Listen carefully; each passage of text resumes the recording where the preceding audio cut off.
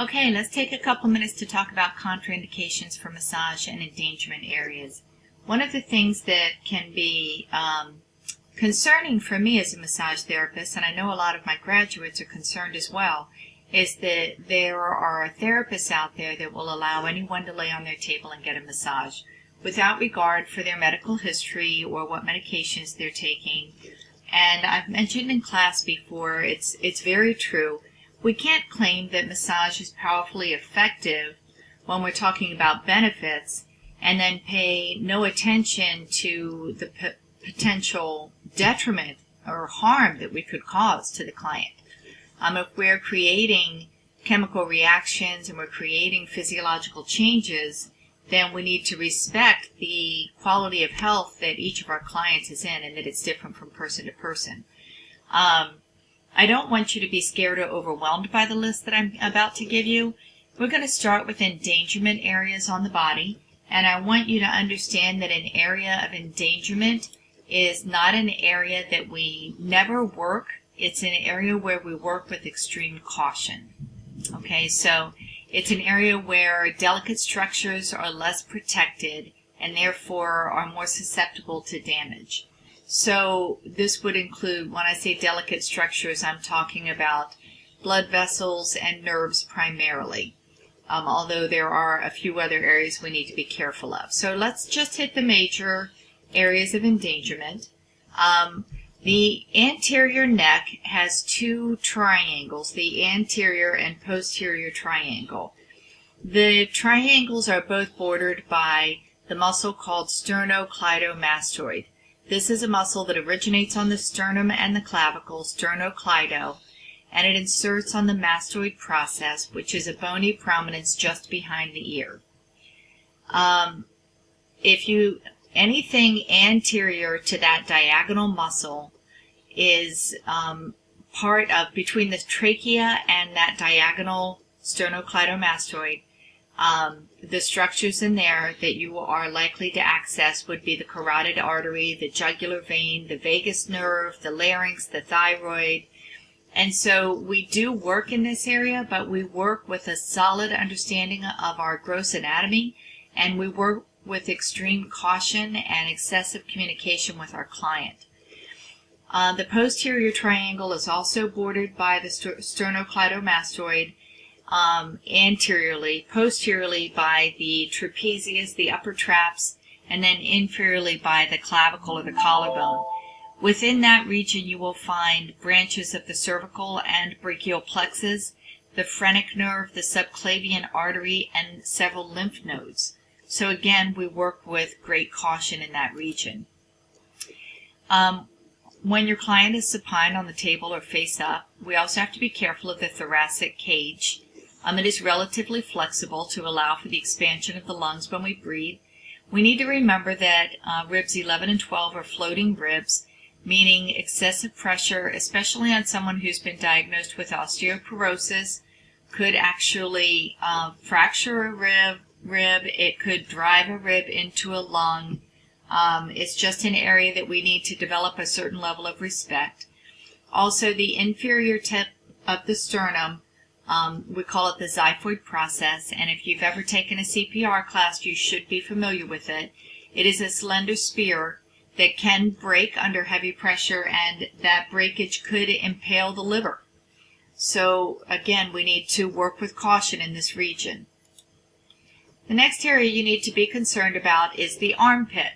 I like to joke about with my students when I'm in class, especially at this level. A lot of you all are thinking, why the heck would I be massaging in the armpit, right?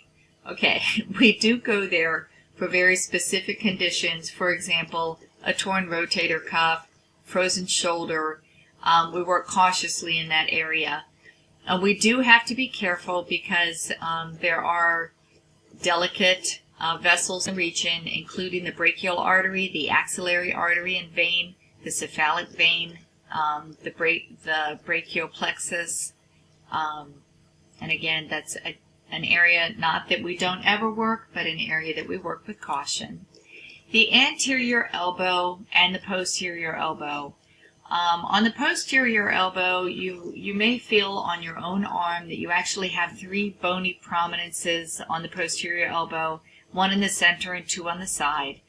The soft space in between those bony prominences are nerve passageways, particularly on the medial aspect if your palm is facing forward.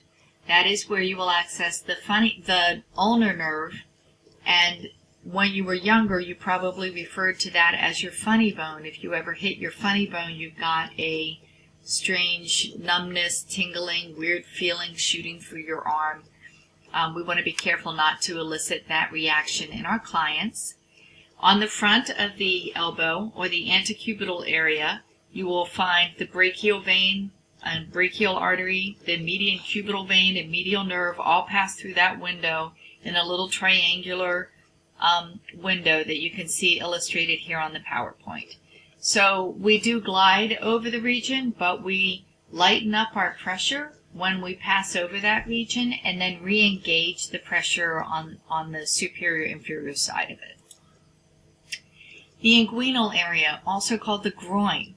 It is roughly located where the thigh and trunk meet on the front of the body. In that area, the femoral nerve, femoral artery, great saphenous, and femoral veins pass through that region. We only work here, we actually work much more laterally than this. I will talk to you about how to handle this area. Particularly, we're working on the muscle that is more lateral than this region.